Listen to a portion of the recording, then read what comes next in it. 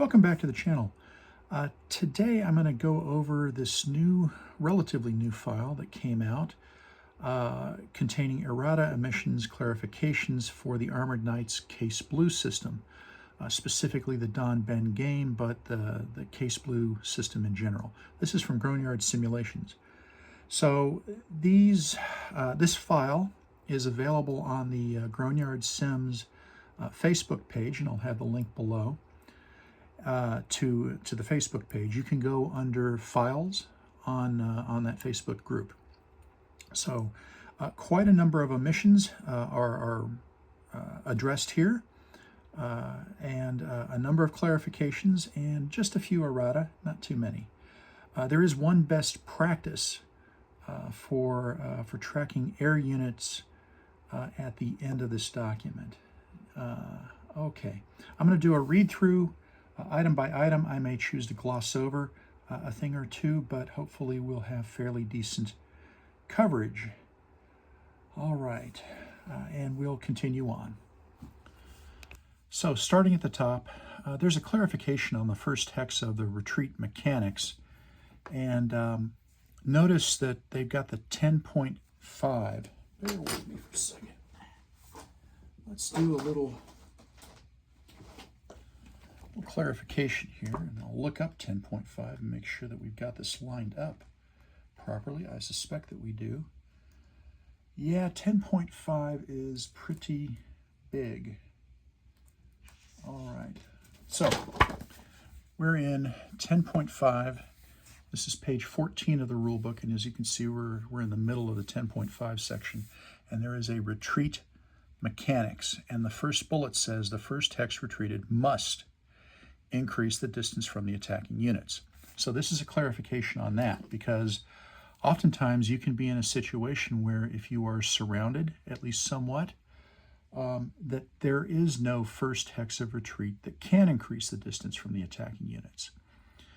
And it takes as few, well, really, with the right configuration, you could have two enemy units or two enemy stacks of units on opposite sides of the defending hex, and all of the available first retreat hexes are in a configuration such that you cannot increase the distance from the attacking units. Okay, so this is a clarification. So this is going to use the retreat mechanics from really from the third bullet point here. It talks about a stack retreating into an enemy zone of control. If you have a friendly unit in the hex, then there's no problem. Otherwise, if you are in a configuration, let's do a picture. So here's a picture, and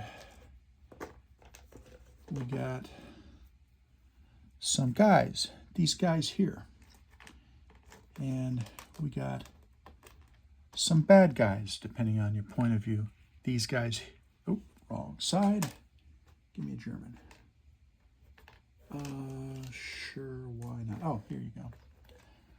All right, so let's ignore the fact that these are in different formations. These are just two German units attacking a Soviet unit, and the Soviet unit needs to retreat. Well, the first hex of retreat must be away from the attacking units. There is no such thing. All four of these otherwise unoccupied hexes are in a zone of control of one of the attacking units. So if there was a, come on, there we go. Where are we? Bear with me for just a moment. I just had somebody here. All right. If I had a friendly unit here, then I could retreat here and there would be no problem. That is according to that third bullet point. But what the clarification is stating is if I do not have that situation, then I'm going to take, here, let's switch this out. I'm going to take a step loss, right, by going through this hex. And that's a normal retreat mechanic. That if you're familiar with the rules, this is a normal thing. And this is just clarifying that, okay, we say that the first hex must be away. Well, what if you can't do that? This is that situation. Then you take a step loss. Simple as that. All right. Moving on. B and C type engineers. So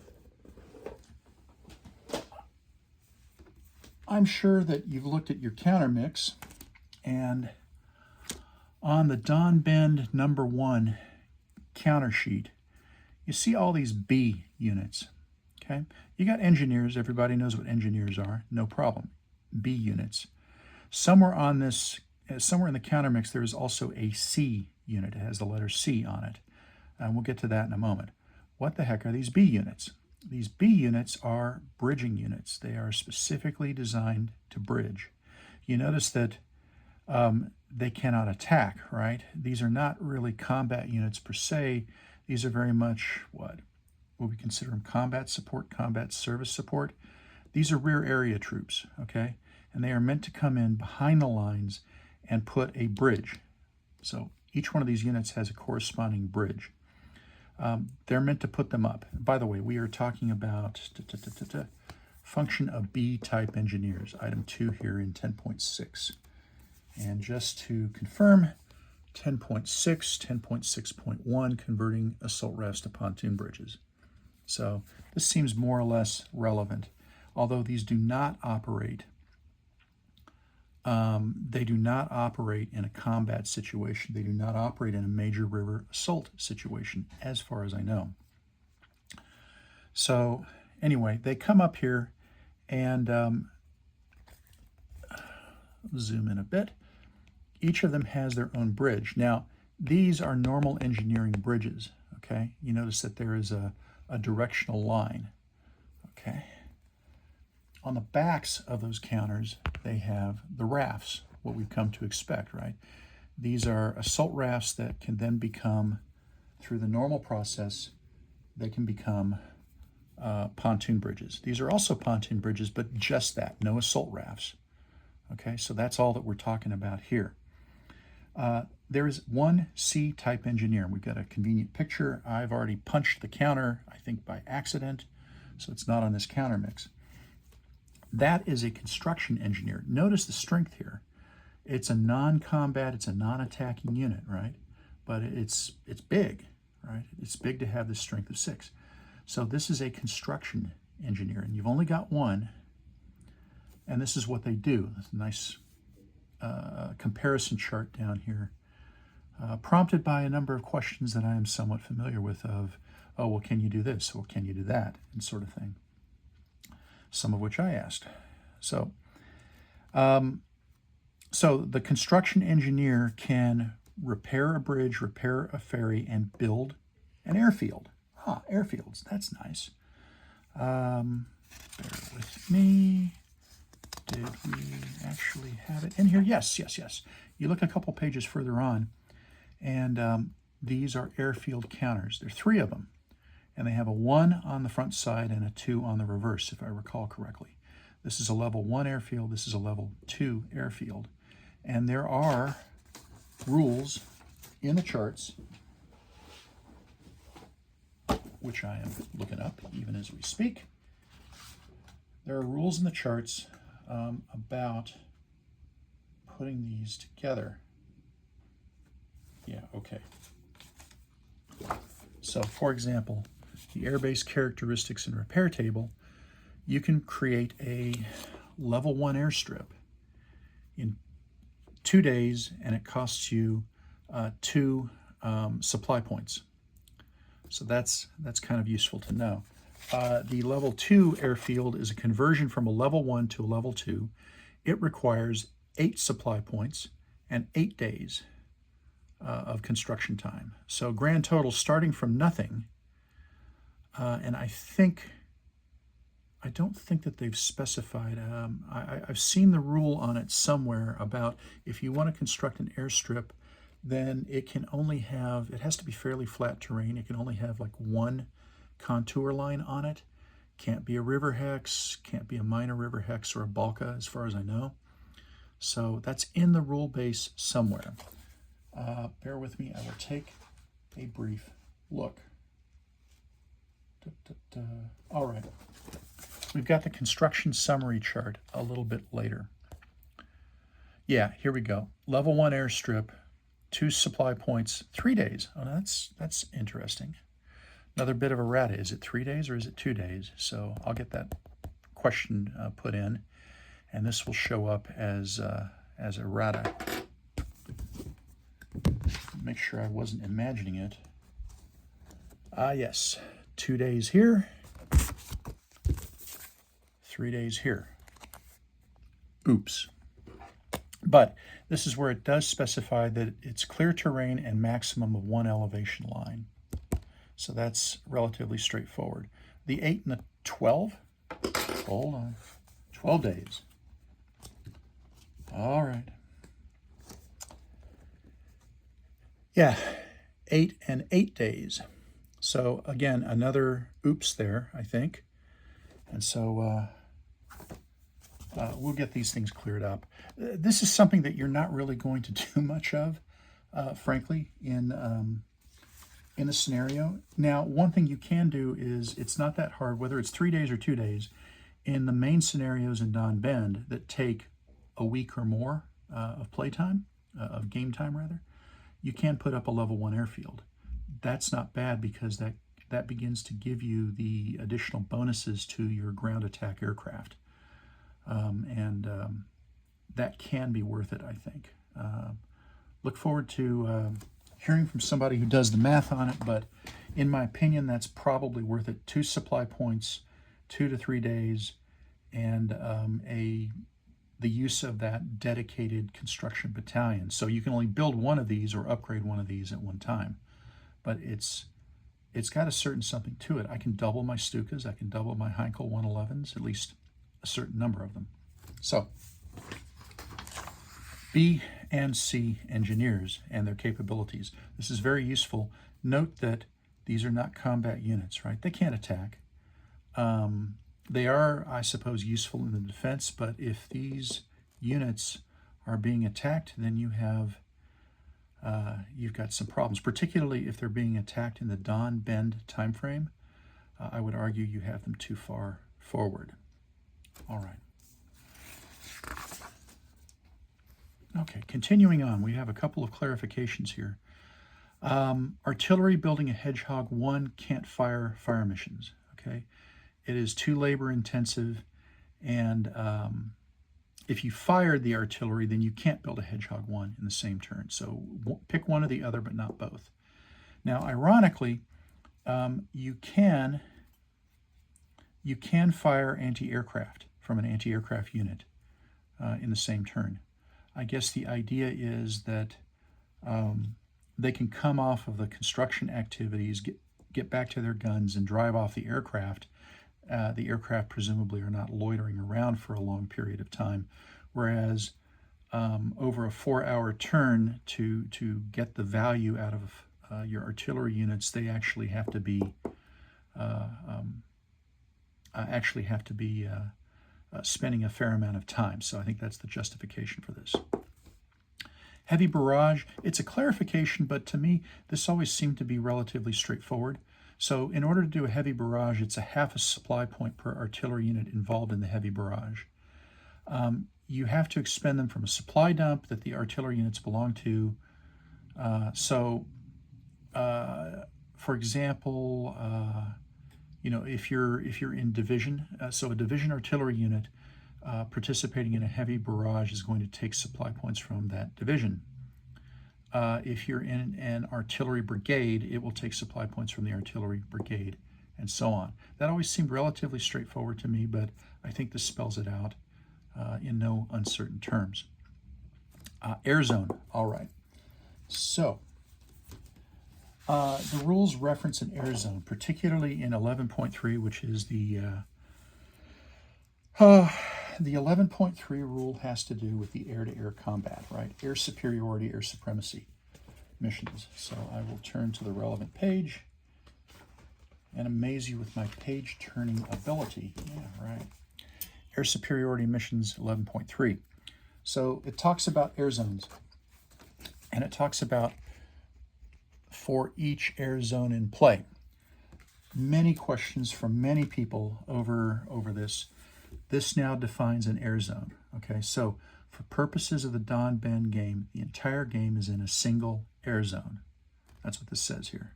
There's only one air zone. Now, I can tell you that I've seen some information offline, more conjectural or planning information for future games, and there are going to be, what, 5 air zones grand total over the scope of the entire game. There's going to be one near Voronezh. There's going to be one in the Crimea near Sevastopol. Stalingrad gets one, and I believe Stalingrad is going to contain the Don Bend area as well. So, for example, but for purposes of Don Bend, we're looking at the air unit availability and fatigue tracking chart. Has the airfields on it. Every one of these squares, right? Not the small squares, not the dotted line squares, but 4 of them put together, is an air sector, okay? So also note that these E7, E8, every one of these large rectangular areas, right, with a solid line around it, that's a map, okay? And these maps are in Don Bend, okay? And they actually go up to D7 and D8. They go that far up, and they go down to the bottom half of F7 and F8 as well. But take E7, for example. There's a north half and a south half. Each of those halves, if you will, is an air sector. So when you see things about, well, aircraft ranges, for example. So from the Moravsovskaya 1, 2, and 3, which is really this location generally, this is an adjacent air sector. And there are, as I said in the air video, Up in the Air, All About Air, whatever, video a few weeks back, this is adjacent, this is adjacent, this is adjacent, and so on. These are all adjacent, including catacorner, okay? And you get a, I believe it's a 150%, 50% bonus to your air factors adjacent. Note that you do not get them over here, right? So, but for purposes of the game, this is all in the same air zone. So we have the air zone definition. All right, ME-109s. So we've got a nice picture here, hopefully reasonably visible. You see that little parenthesized G? BF-109G. Also note that this is a bomber. It is considered to be a bomber. It does not have an F for a fighter. So what's going on here? Because we got BF-109s that are Gs, that are bombers, and we got BF-109s that are not Gs, that are fighters. So these are for ground attack only. You can't use them in the air superiority. They don't belong in 11.3 proper. These are bombers. So you can do ground attack. You can do close air support. That's what you get. You can attack airfields with these. So ironically, it has G here, right? The ones without the G are the Gustavs, the BF-109G Gustav model. It's the improved, new improved BF-109. These are actually the Emmels. These are the BF-109E. But G is for ground attack. That's what this means here. And that's all you need to know about this, really. So if it says bomber, use it like a bomber. If it says fighter, use it like a fighter. No biggie. Minor errata here, where they use the word stress, say fatigue. This is in sections 11.6 and 11.7 of the rules. Let's see, we already talked about this clarification. Counter battery fire. Okay, so this came up in the Stalingrad playtest at Consim World Expo this summer, where I was using counter battery fire. I always had a unit set up for counter battery fire, and the dice were favorable for me. I was able to do a lot of good there. But the question came up, well, hold it. The artillery unit that I was targeting very specific artillery units, right? And it turns out that if you have multiple artillery units in a stack that are firing, and then I am performing a counter battery fire, I'm hitting the hex, right? So it's really, this is where this comes from. So this basically says that if there are multiple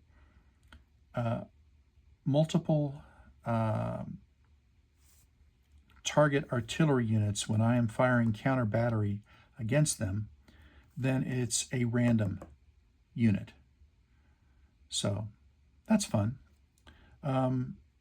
You know, I can't just cherry pick the strongest unit or the most specific unit that I want. It has to be a random one of those units. Now, I believe it is if there are more than one artillery unit firing. So if a fire mission is being conducted against my troops, and it's just one, say, out of 3 artillery units, then I do get to pick that unit. Okay, so I am firing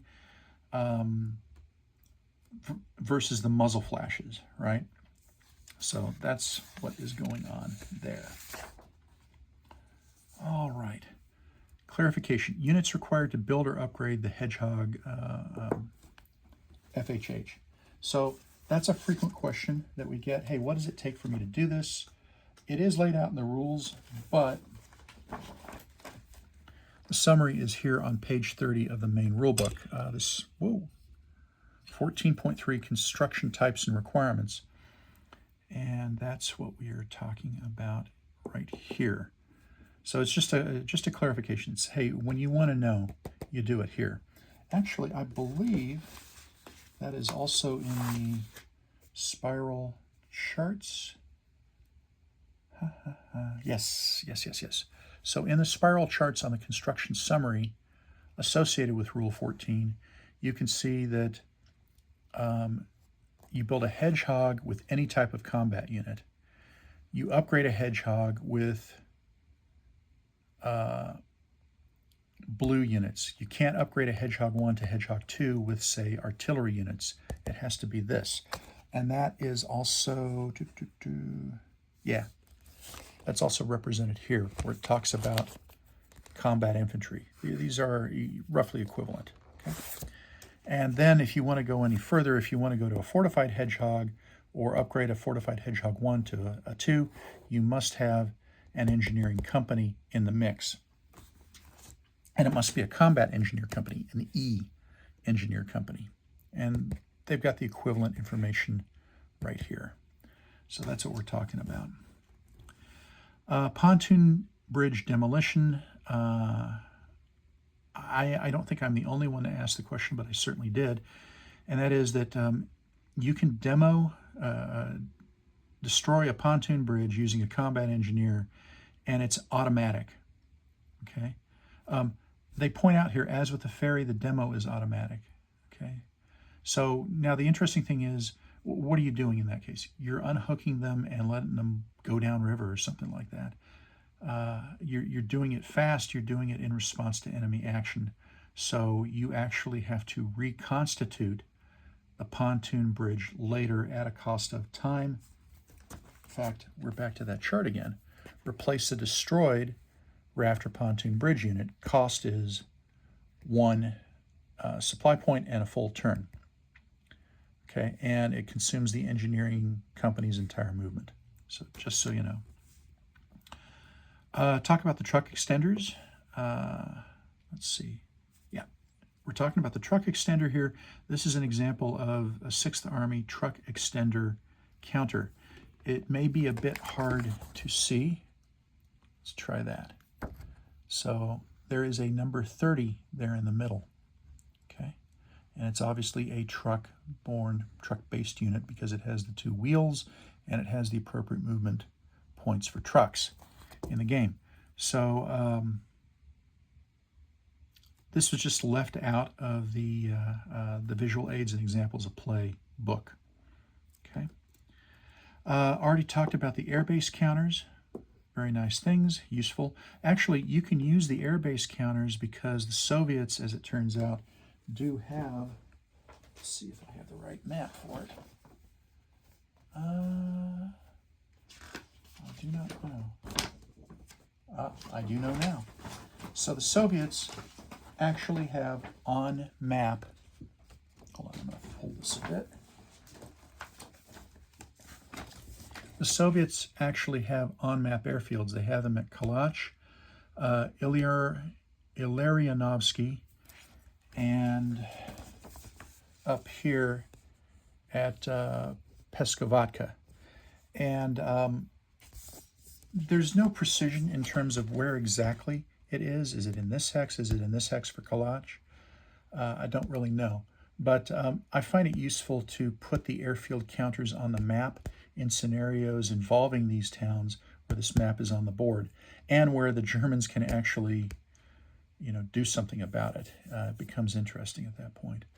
But these are primarily intended for building on the German side. Okay, we're going to segment here and we'll continue. Continuing on. So I think one of the most frequently asked questions in the entire Armored Knights Case Blue system is about the map coordinate system. Now, the maps that we have here, and let me find, yeah, here's collage, for example. The maps are beautiful, I guess I would say. They are clean. They show features that are very map-like. This is much less of a hex map. You know, not every road, not every river is on exactly a hex side, and so you get that weird sort of pixelation. And there's not a whole lot of clutter to them either, right? You have the terrain features, you have roads, you have water, additional water features as the case may be. But how do you find your way around, right? How do you specify things? You notice down here, there's a letter, B. Okay? If you go to other locations on the map, here's another one, I just flipped it over. Here's an R. Okay? So what the heck are we dealing with here? These are effectively registration hexes. Okay, here's an M, here's an H, here's a G, so G, H, there's an I down somewhere else, and we're just going through the alphabet. So here's an L. Oh, there we go. Here's an L. Here's an M. I suspect there's a N. Yeah, November as you go north. Here's Oscar. And then coming back down, you get Papa. Listen to me, I'm being all phonetic-like, right? Romeo's in here somewhere. R is in here somewhere. Papa, Quebec, Romeo, and so on, right? So what the heck's going on here? And then the rules, of course, are making reference to specific locations. Now, the nice thing is these locations, 9 times out of 10, the locations are going to be a town, and it'll give the town name as well. So it's not that hard to figure things out.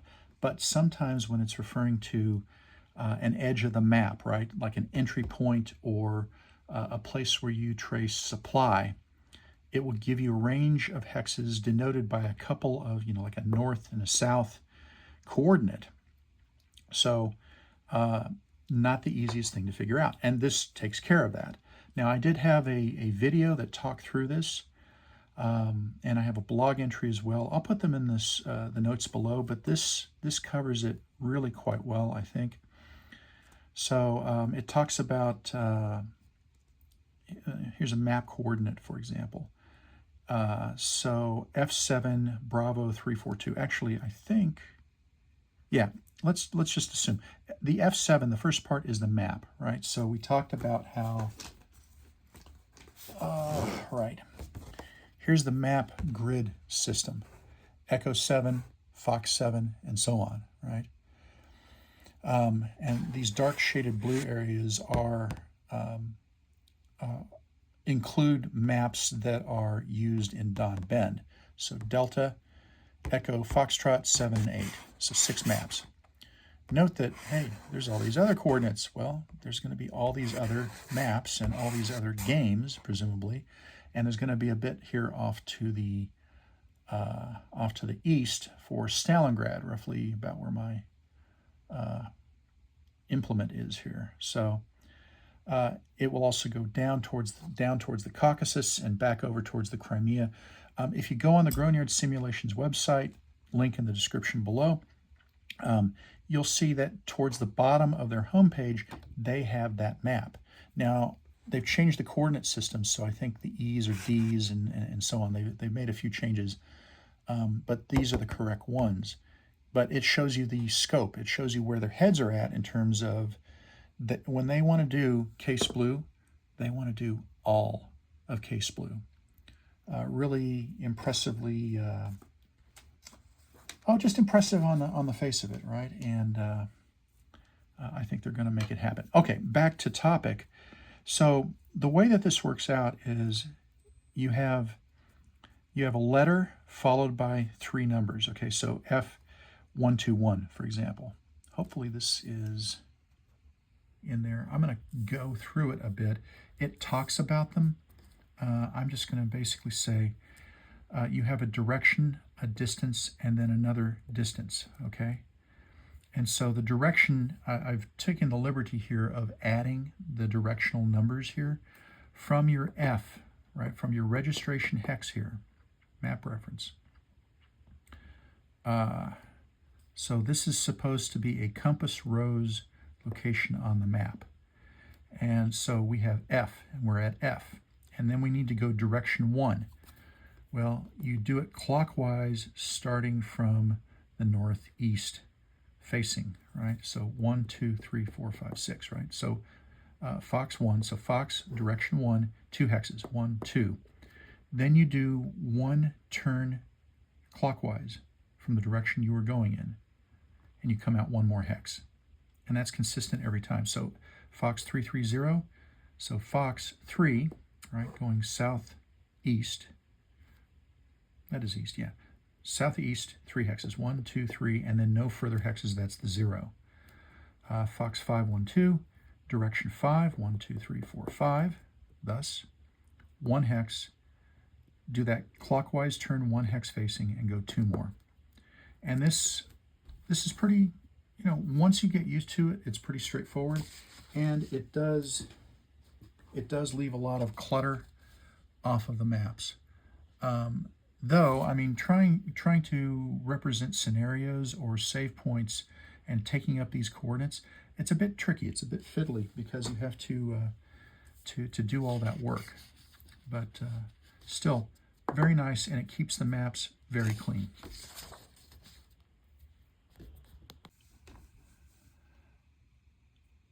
Let's continue on. So we have a nice key here to the notations on the scenario card. So what we're looking at here is, this is a screenshot of one of the scenario cards. Probably Polis Attacks, doesn't have to be, but it probably is. And it shows a portion of the setup bubble for 60th Motorized Division. There's a number of notations here, right? Some in red, some in blue, off to the side, some in blue off to the bottom, and then this symbol. And this talks about what all of those generally are. So first off, we've got 60th Motorized -V. V means that this is a veteran unit. And that has implications in terms of different kinds of die roll modifiers and the line that they use for attack and defense on the combat results tables. So the red 4 SP means that at the start of the game, the supply battalion for 60th Motorized has 4 supply points available. Now this supply marker, this is a combat supply marker. It indicates that for the first day, at the start of the game, for the remainder of the first day in the game, that 60th Motorized is in combat supply. And it does not cost any of these points to do so. These points are left over after they went into combat supply. Okay. These cryptic notations down here have to do with the number of step losses. So the counter mix will give you all the counters for the full table of organization for the unit. Okay, but this says that for this scenario, 60th Motorized is down 3B, 3R, and 0Y. What's that mean? B means blue type units, infantry generally. It's down, and these are steps, 3 steps of blue infantry type units. They are down 3 steps of red, artillery, anti-tank, anti-aircraft, engineering units. And they are down 0 steps of yellow, Y for yellow, which is armor type units. I think reconnaissance, armored reconnaissance also is included in that. So this gives you everything that you need to know to properly configure your units for that specific scenario. Additionally, there's another omission here. The scenario cards have a lot of detail in them, but some of the scenario cards did not specify air unit replacements, and this is fixed up right here. You could make perhaps a pencil notation on the scenario card to indicate that. Also, another scenario card error, or errata, if you will, is the 24th Panzer Division entry location. And they simply got the map coordinate wrong. Not a big deal. Also, on the air card, this is the German, what do they call it? The German airbase card. Oh, this is an airbase card. Good to know. The Rosach 2 airfield is listed officially as Charlie 4 November, Charlie 4 North, basically. It's actually supposed to be Delta 4 North, which puts it right here, right about there, basically in that air sector as far as the game is concerned. And as you can see, I have already penciled in the appropriate information. Right, okay, so the rest of this is just a best practice on how to indicate when air units are flying or have flown. This is not bad. This helps you keep things straight when you are trying to fly an air unit. Okay, bear with me. I'm going to grab an air unit counter and walk through this. This is something that that we were using during the gameplay for Stalingrad, the Stalingrad playtest, and I thought it made a lot of sense because occasionally I will forget which side is up. Okay, so I'm going to put down an airfield, and we're going to say, here's an air unit. I don't suppose I have a second air unit. No, because that would be too convenient at this point to have a second air unit. Any luck there? No. However, I'm going to cheat. And right, and I've even got a different color coding. So suppose at the start of the day we have 2 air units. By the way, the second counter is from Guderian Crosses the Meuse. It's a bit more simplified compared to the Don Bend Case Blue counters, but it'll do for this example. So suppose we're at the start of the day and we've done our air unit fatigue reduction, and all units are right side up. Yeah? Okay. Then, anytime I assign an air unit on an air mission, I'm going to tilt the unit 45 degrees, like that. This guy is active right now. Okay?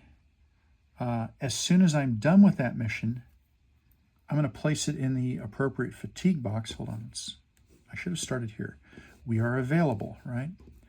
So I tilt it here, and then at the conclusion of the air mission, I'm going to place it in the flown box appropriate to the level of fatigue that was accumulated, and I'm going to go a full 90 degrees. So no air units are in action right now, and I can keep things straight. I know this guy flew, okay?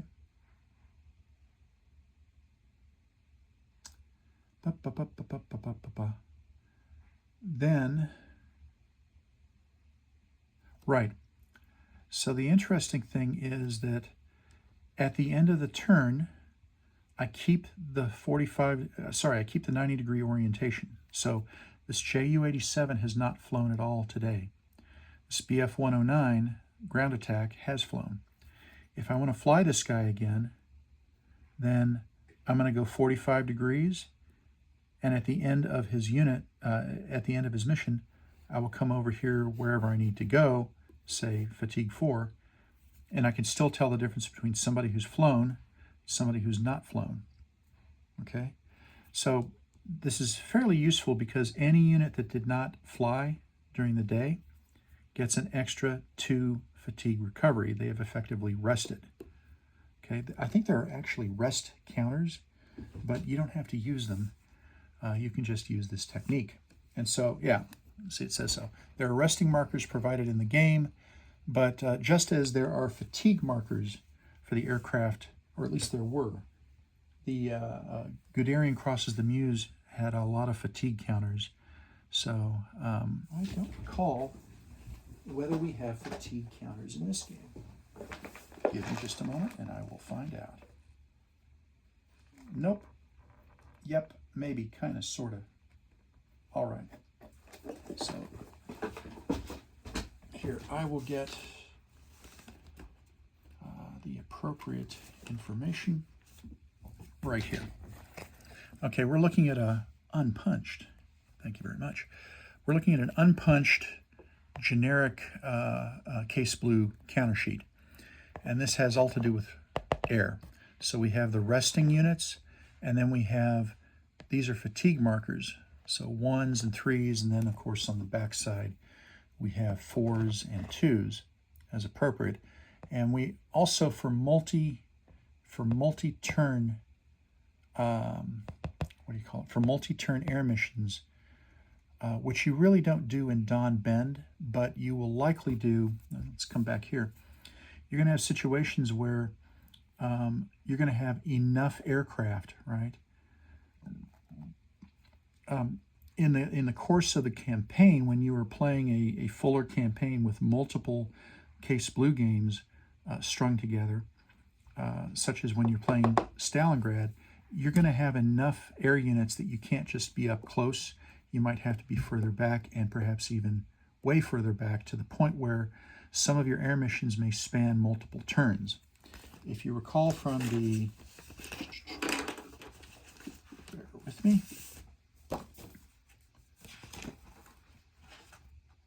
nope. Yep.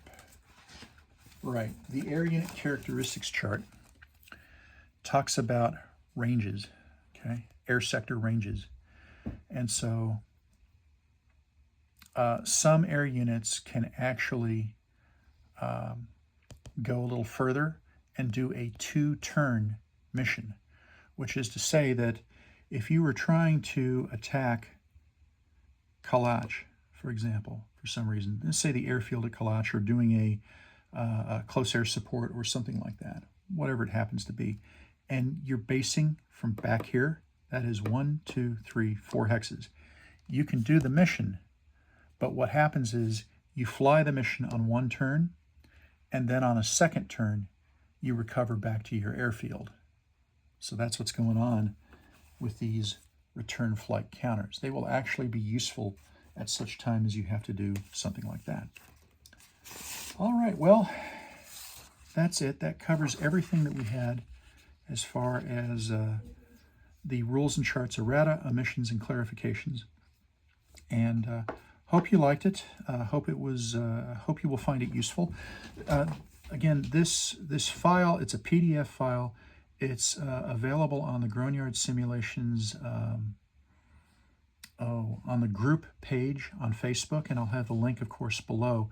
When you get on that Facebook page for the group, you'll have to join the group, no big deal. And there'll be a place to find files, okay, specifically files. So there'll be a little menu, if you will, within that group, and you can find files. And as of August 12th, or as of September 20th, when I'm shooting this video, this file is the most recent file, so it should be at the top of the list. And you can download it, print it, make paper airplanes out of it, use it to your heart's content. So if you liked the video, of course, hit the like button. And aside from that, we'll keep going, and I will see you down the road.